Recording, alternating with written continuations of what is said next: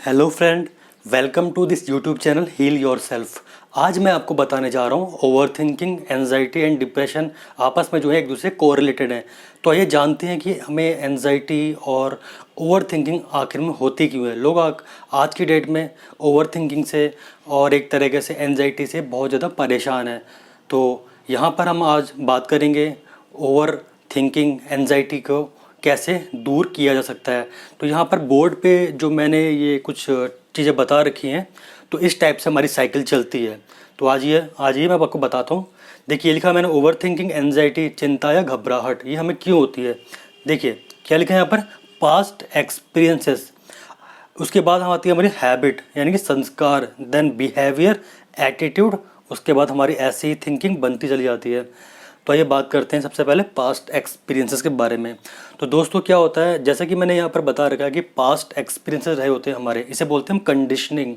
जो लोग over thinking करते हैं, बहुत ज़्यादा सोचते हैं कि कहीं मुझे कुछ हो ना जाए, ऐसा ना हो जाए, मैं क्यों सोच रहा हूँ, मेरी बॉडी में जो सिम्टम्स आ रहे हैं वो क्यों आ रहे हैं, तो अक्सर उनके अंदर ओवर थिंकिंग की दिक्कत पाई जाती है। वो भी गलत तरीके से ओवर थिंकिंग करते हैं। तो ये डिपेंड करता है हमारे पास्ट एक्सपीरियंसेस पे कि हमारी कंडीशनिंग कैसे हुई है। अब कंडीशनिंग का मतलब ये होता है कि जैसे कि सोसाइटी का प्रेशर, घर वालों का प्रेशर, इस टाइप का प्रेशर अगर पड़ता है तो हम अपने पोटेंशियल को एक तरीके से नहीं पहचान पाते हैं।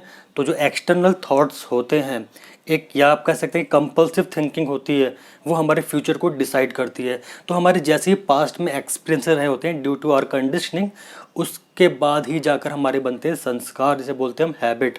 अब जैसे आपके थॉट रहे होंगे, आपके जैसे आपका पास्ट एक्सपीरियंस रहा होगा, हो सकता है कि आप पास्ट में बहुत ज़्यादा सोचते होंगे, उस समय आपके जो ब्रेन के अंदर के जो न्यूरॉन्स होंगे उस समय फायर कर रहे होंगे। जब फायर कर रहे होंगे, जब ये उनके बीच में हार्ड वायरिंग हो गई, तब जाके ये आपकी हैबिट में बन गया या आपके संस्कार में बन गया। संस्कार जैसे आपकी हैबिट होगी, वही आपके संस्कार कहलाते हैं। या कह सकते हैं आपने जो भी पास्ट से चीज़ों के बारे में सीखा है, सोचते सोचते चीज़ों के बारे में कॉन्शियसली सोचते सोचते, एक दिन सोचा, 2 दिन सोचा, 3 दिन सोचा, then it becomes your habit. Habit यानी कि संस्कार। अब संस्कार के बाद में वो क्या होता है कि आपके बिहेवियर में आने लग जाता है। अब जैसा आपका बिहेवियर होगा वैसा आपका एटीट्यूड होगा।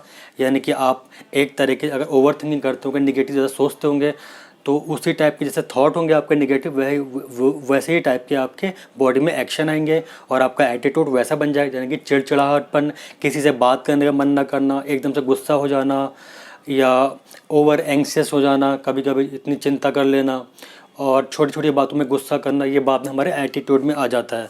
अब देखिए ये थिंकिंग, ये ऐसी हमकी थिंकिंग बनती जाती है, ये साइकिल बनती चली जाती है इस टाइप से। देख रहे हैं आप। अब देखिए क्या होता है कि हम रिपीटेटिव थॉट, अब एक ही थॉट को क्या कर रहे हैं हम, बार बार रिपीट कर रहे हैं। सपोज किसी के यहाँ कोई इंसिडेंट हो गया, किसी की डेथ हो गई या कोई भी XYZ इंसिडेंट हो गया। अब उसने आप, क्योंकि आप तो ओवर थिंक कर रहे हैं, आप तो पहले से थिंकिंग करते आ रहे हैं, तो एक कंडीशन ऐसी है, आपने उस चीज़ को रिपीटेशन किया उस चीज़ का कि ये चीज़ कहीं मेरे साथ ना हो जाए। आजकल आप देख रहे होंगे यंगस्टर हैं जो आप कभी कभी हो सकता है कभी किसी को हार्ट की प्रॉब्लम रही हो तो उनकी डेथ हो गई हो, तो मन में क्वेश्चन ये उठता है कि इतनी कम एज वाला इंसान चले जा रहा है, हो सकता है कि हमें भी कुछ हो जाए, क्योंकि आप ओवर थिंकिंग कर रहे हैं ना, तो उसकी वजह से आपके बॉडी में सिम्टम्स आते हैं। तो रिपीटेशन करा हमने, लगातार कंटिन्यूस रिपीटेशन किया, तो बाद में वो हमारा क्या हो गया, फीलिंग, यानी कि रिपीटेशन थॉट हो गए, बाद में फीलिंग आई। फीलिंग कैसे आएगी आपकी, या तो पॉजिटिव होगी या फिर नेगेटिव थॉट फीलिंग होगी। तो जब नेगेटिव फीलिंग अगर आपकी आई, आपका मन उदास हो जाता है, फिर नेगेटिव फीलिंग होती है, यानी कि energy flowing in the negative direction. तो नेगेटिव डायरेक्शन में जब एनर्जी फ्लो कर रही है, तो उसके बाद क्या आ रहे हैं, हमारे सिम्टम्स आ रहे हैं। सिम्टम्स क्या आ रहे हैं बॉडी में, जैसे डर लगना, घबराहट और चिंता, पसीना आना बहुत, और हार्ट बीट का तेज हो जाना। इसके अलावा hand pain, leg pain, joint pain, पीछे पेन होता है। और जब हमारे को यहाँ पर चेस्ट में पेन होता है, तो हमारी क्या इंटरप्रिटेशन रहती है, कहीं हमें हार्ट अटैक की प्रॉब्लम तो नहीं है। हम डिफरेंट तरीके से, गलत तरीके से चीज़ों को एनालिसिस करते हैं। तो जब हम एनालिसिस करते हैं, इंटरप्रिटेशन क्या रहती है, कहीं कुछ हो तो नहीं जाएगा, इस वजह से हम एक तरीके से डॉक्टर के पास जाते हैं, ECG MRI वगैरह कराते हैं, लेकिन रिपोर्ट जो है हमारी नॉर्मल आती है। क्योंकि ये सब साइकोलॉजिकल डिसऑर्डर है। अब मैं आपको बताऊंगा कि जो ये 80 to 85% जो भी प्रॉब्लम होती है वो सब साइकोलॉजिकल होती है, और 15 to 20% जो होती है एक्सटर्नल, यानी कि आपकी फिजिकल चेंजेस आपकी बॉडी में, कह सकते हैं कभी कुछ आपके हाथ पैर में कोई दर्द हो गया फिजिकल लेवल पे। लेकिन सब जितनी भी प्रॉब्लम आती है सब चिंता, घबराहट, बीपी वगैरह लो होना, ये सब क्यों आता है? क्योंकि आपकी कंडीशनिंग, आप ओवर थिंकिंग ज़्यादा करते हैं, इस वजह से आपकी हैबिट में कन्वर्ट हो जाता है। और ये सब क्या है? साइकोलॉजिकल प्रॉब्लम है। और मैं बताऊंगा आपको ये जो साइकोलॉजिकल जितनी प्रॉब्लम है ये सारे आपकी मेंटल प्रॉब्लम है। आप सोच सोच के आपने अपने आप को इस तरीके से बना दिया है, एक बिलीफ जो एक बिल्कुल नेगेटिव थिंकिंग है उस पर हम जीते आए हैं। बाद में क्या करते हैं हम? कंपल्सिव थिंकिंग, यानी कि जो एक्सटर्नल थॉट है, एक तरीके से जो अनवांटेड थॉट है, वही तो हमारे फ्यूचर को डिसाइड कर रहे हैं। हम जो रियल में हैं वो ना होकर हम बाहरी जो हमारे एक तरीके से मन के अंदर, माइंड के अंदर जो थॉट चल रहे हैं, जो हमारा पास्ट एक्सपीरियंसेस है एंड जो हम सेंसेस के थ्रू चीज़ों को ले रहे हैं, तो ये जाकर बनाता है हमारा माइंड। मन बनाता है माइंड। अब जैसे आपका मन होगा आपके पास्ट एक्सपीरियंस के बेसिस पे, वैसे ही आपके बॉडी में एक्शन आएंगे, वैसे ही आपका बिहेवियर बन जाएगा। उसके बाद आपका एटीट्यूड भी वैसा बन जाएगा। आप बाद में चिड़चिड़े रहेंगे, किसी से बात करने का आपका मन नहीं करेगा। तो ये सब साइकिल चलती है। अब जैसे किसी के यहाँ पर जैसे चेस्ट में पेन होता है तो उनको ये लगता है कि कहीं हमें एक तरीके से हार्ट की प्रॉब्लम तो नहीं है। तो बस ये सब साइकोलॉजिकल डिसऑर्डर है, ये सब बस मेंटलिटी है। इस वीडियो को बनाने का मकसद यही है कि आपके अंदर बेसिक अंडरस्टैंडिंग डेवलप हो जाए। जब चीज़ों को अंडरस्टैंड करेंगे, चीज़ें कैसे काम करती हैं, तभी तो आपको पता चलेगा कि एक्चुअल में डिप्रेशन है क्या। ये एक कोई डिसीज़ नहीं है, ये केवल एक मेंटल स्टेट है माइंड की। आइए जानते हैं कि इससे छुटकारा कैसे पाया जाए और कह सकते हैं कि इसको कम कैसे किया जाए। तो यहाँ पर देख रहे होंगे आप कि यहाँ पर लिखा है how to stop overthinking anxiety. तो पहले मैंने लिखा है यहाँ पर मोबाइल फ़ोन। अब मैंने यहाँ पर मोबाइल फ़ोन पे 3 क्रॉस लगा रखे हैं और इसके आगे लिख रखा है मैंने 21 डेज तक एटलीस्ट। तो मैंने क्या कहा कि मोबाइल फ़ोन को यूज़ नहीं करना है। अगर जो इंसान, मैंने देखा है अक्सर कि मेरे पास कॉल्स आते हैं तो वो बोलते हैं हमने मोबाइल पास्ट में बहुत ज़्यादा यूज़ किया है। एक तरीके जब उनको पैनिक अटैक आया है वो क्या करते हैं, सिम्टम्स मैच करने के लिए अपने मोबाइल फ़ोन को यूज़ करते हैं, गूगल करते हैं, यूट्यूब करते हैं, क्योंकि आपका तो माइंडसेट नेगेटिव है। उस माइंडसेट नेगेटिव होने के कारण आप चीज़ों को गलत तरीके से परसीव करोगे। आप अपने सिम्टम मैच करेंगे तो आपको लगेगा कहीं ये बीमारी मुझे हो तो नहीं जाएगी, ऐसी इंटरप्रिटेशन रहती है। पॉसिबिलिटी लेके चलते हैं बार बार, क्योंकि आपका माइंडसेट नेगेटिव है, इसलिए आप नेगेटिविटी को ज़्यादा अट्रैक्ट कर रहे हैं। तो इसलिए मैंने कहा है कि यहाँ पर मोबाइल फ़ोन को बिल्कुल भी एक तरीके से यूज़ नहीं करना है। केवल काम की चीज़ें, जब आप किसी को व्हाट्सएप पे टेक्स्ट कर रहे हैं, किसी को मोबाइल फ़ोन पे बात कर रहे हैं, बस जब ज़रूरत पड़े तभी मोबाइल फ़ोन यूज़ करना है। और प्लीज़ इट्स माय रिक्वेस्ट कि ना तो आप यूट्यूब में कोई एंजाइटी से रिलेटेड कोई भी वीडियो ना देखें, ना ही गूगल में इस तरीके से मोबाइल में कुछ भी सर्च ना करें। आप उतनी नेगेटिविटी लेके आएंगे क्योंकि आप क्या कर रहे हैं, अपनी आँखों के, यानी कि जो सेंसेस कर रहे हैं, आँख सेंस कर रही है, वही आपके माइंड में वैसे ही प्रोजेक्शन बना रही हैं। तो please stop using mobile phone. इसको आपको बिल्कुल भी यूज़ नहीं करना है। एटलीस्ट 21 डेज़ तक इसे यूज़ ना करें आप, ये मेरी रिक्वेस्ट है आपसे, बिल्कुल यूज़ ना करें इसे आप। अब दूसरी बात है आपकी डिसिप्लिन।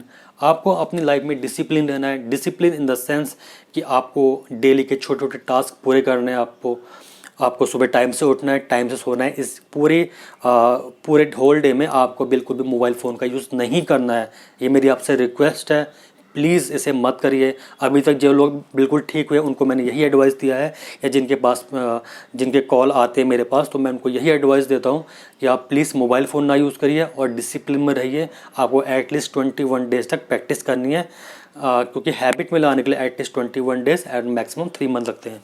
तो ये बात करते हैं, उसके बाद बात करते हैं रीडिंग सेल्फ हेल्प बुक। अब जैसा कि मैंने बताया कि 2 चीज़ें मैंने ऊपर के बारे में आपको बता दी हैं। अब मैंने बताया आपको सेल्फ हेल्प बुक। तो सेल्फ हेल्प बुक आपको न्यूरोप्लास्टिसिटी के कंसेप्ट को समझने में और आपके ब्रेन के अंदर न्यूरॉन्स की वायरिंग करने में बहुत ज़्यादा हेल्प करती है। लेकिन इसके लिए भी आपको प्रैक्टिस करनी पड़ेगी एटलीस्ट 21 डेज़ तक। तो क्या करना है आपको, सेल्फ हेल्प बुक यानी कि the power of subconscious mind, power of now, इस टाइप की बुक्स आपको पढ़नी है। आप इसके अलावा स्पिरिचुअल टाइप की बुक यानी कि विवेकानंद वाली बुक पढ़ सकते हैं। और प्लीज़ मैं फिर कह रहा हूँ, मोबाइल फ़ोन आपको यूज़ नहीं करना है। अगर आपके पास बुक्स नहीं है, हार्ड बुक नहीं है, आपके पास सॉफ्ट कॉपी है, तो आप मोबाइल फ़ोन के थ्रू भी पढ़ सकते हैं। लेकिन आपको एंजाइटी से रिलेटेड, नेगेटिविटी से रिलेटेड कोई भी चीज़ें आपको सर्च नहीं करनी है, बस ये आपका साइकोलॉजिकल डिसऑर्डर है। अच्छा, उसके बाद बात करते हैं हम चेंज योर बिलीफ सिस्टम। देखिए, जब आप क्या करते हैं, जब आपका बिलीफ सिस्टम चेंज होता जाता है तो आपके अंदर क्लैरिटी ऑफ थॉट आने लगता है। अभी हमारे अंदर क्लैरिटी ऑफ थॉट नहीं है। अभी क्या हो रहा है, हमारे अंदर एक तरीके कॉन्फ्लिक्ट चल रहे हैं। एक माइंड बोला ये सही है, एक माइंड बोला वो गलत है। ये क्यों हुआ है? क्योंकि हमने ओवर थिंकिंग के कारण ही इसको पैदा किया है। आज ये हम भुगत रहे हैं अपने इस चीज़ को सोच सोच के। तो क्लैरिटी ऑफ थॉट तब आएगा जब आप डिस्ट्रैक्शन से बचेंगे। बिल्कुल भी मोबाइल फ़ोन यूज़ मत करिए, केवल काम की चीज़ देखिए और डिसिप्लिन में रहिए। तो सेल्फ हेल्प बुक यहाँ पर बहुत ज़्यादा मददगार होती है आपकी ओवर थिंकिंग को और आपकी एंजाइटी को, डिप्रेशन को कम करने में काफ़ी हद तक। उसके बाद मैंने बताया मेडिटेशन। अब मेडिटेशन किस टाइप का करना है आपको? स्टार्टिंग में आपको सांसों पे ध्यान वाला मेडिटेशन नहीं हो पाएगा, लेकिन प्रैक्टिस करेंगे तो बिल्कुल हो पाएगा। मेडिटेशन कैसे करना है आपको? माइंडफुलनेस रहना है, यानी कि जिस समय आप जो भी काम कर रहे हो आपको अटेंशन देनी है, क्योंकि आपकी जो अटेंशन इस समय क्या हो रही है, इधर जा रही है, कभी उधर जा रहा है माइंड, कभी उधर जा रहा है, कभी उधर जा रहा है, कभी इधर जा रहा है। तो आपकी अटेंशन जो है कभी इधर जा रही है, कभी उधर जा रही है, यानी कि आपका माइंड फोकस नहीं है, थॉट्स क्या है अलाइंड नहीं है। तो इसकी वजह से क्या हो रहा है कि हम चीज़ों पे कॉन्सेंट्रेट नहीं कर पाते हैं। कई लोगों ने मुझसे फ़ोन करके पूछा है कि सर हम लोग चीज़ों पे कॉन्सेंट्रेट नहीं कर पाते। अब कॉन्सेंट्रेट आप क्यों नहीं कर पाते? क्योंकि आपने तरह तरह के डिस्ट्रैक्शन पाल रखे हैं ना। मोबाइल फ़ोन हो गया या अपनी कंपनी ऐसी हो गई, आप ओवर थिंकिंग करते आए ड्यू टू पास्ट एक्सपीरियंस के बेसिस पर। और जैसे कि मैंने बताया माइंडफुलनेस, तो माइंडफुलनेस में को क्या करना है आपको, एक जो ईयर प्लग आते हैं 15 रुपीज़ के आते हैं एटलीस्ट, उनको अपने कानों पे लगाना और एटलीस्ट आपको 1 आवर देना है, अपने आप को साइलेंट होना है और आपको प्रेजेंट मोमेंट में आने की प्रैक्टिस करनी है। जिस समय आप जो काम कर रहे हैं वहाँ पर अपनी अवेयरनेस लानी है, जिस समय जो काम करना है अटेंशन देनी है वहाँ पर, तो आप इससे माइंडफुलनेस में आते जाएंगे, आप प्रेजेंट मोमेंट में आते जाएंगे। थोड़ा डिफ़िकल्ट है लेकिन नामुमकिन बिल्कुल नहीं है, बिल्कुल पॉसिबल है। एवरीथिंग इज़ पॉसिबल, ये माइंडसेट है।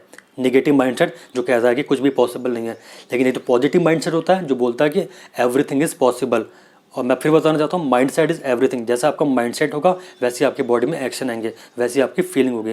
और ये लास्ट जो मैंने बताया बी साइलेंट।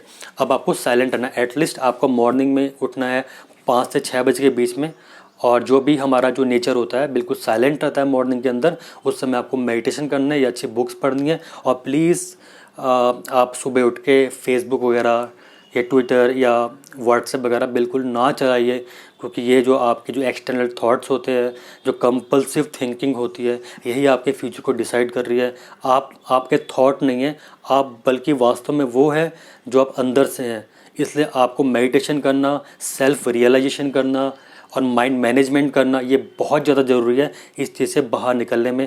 और प्लीज़ एक चीज़ मैं यहाँ पर ऐड करना भूल गया, वो है एक्सरसाइज।